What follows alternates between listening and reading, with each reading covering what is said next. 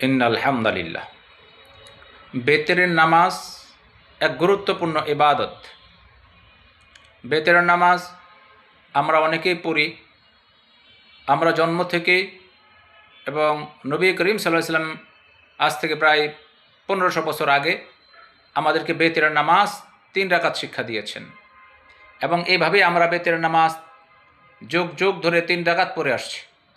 এখন দেখবেন আমাদের মধ্যে একদল মানুষ পরস্পর মুসলমানের মধ্যে বিভেদ সৃষ্টি করার জন্য, ঝামেলা করার জন্য 1 রাকাতের ফতোয়া দিয়ে আসছে, 1 রাকাতের কথা বলে আসছে।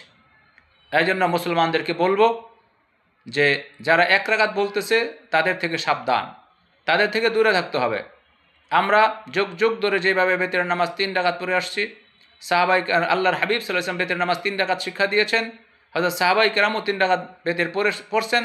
তাবিন, তাবিন, আইমে মুজতাহিদিন পর্যন্ত এ যাবৎ বেতের নামাজ 3 রাকাত পড়ে আসছে। কাজেই আমরা বেতের নামাজ 3 রাকাতই পড়ব।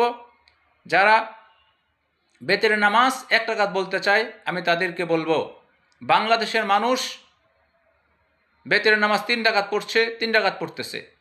আপনাদের যদি ভালো না লাগে, বিশ্বের যেই দেশে বেতের নামাজ 1 রাকাত পড়ে, আপনারা ওখানে চলে যান।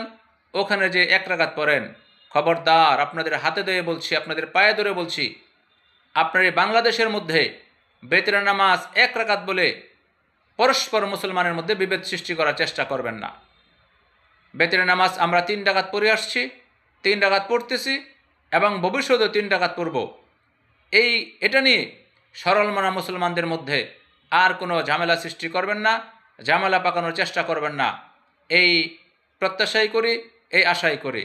আর আমি আপনাদেরকে বলবো, আপনারা যারা 1 রাকাত পড়তে চান, বিশ্বের যদি কোনো দেশে 1 রাকাতের সিস্টেম থাকে, আপনারা ওই দেশে চলে যান, আমাদের কোনো আপত্তি নেই।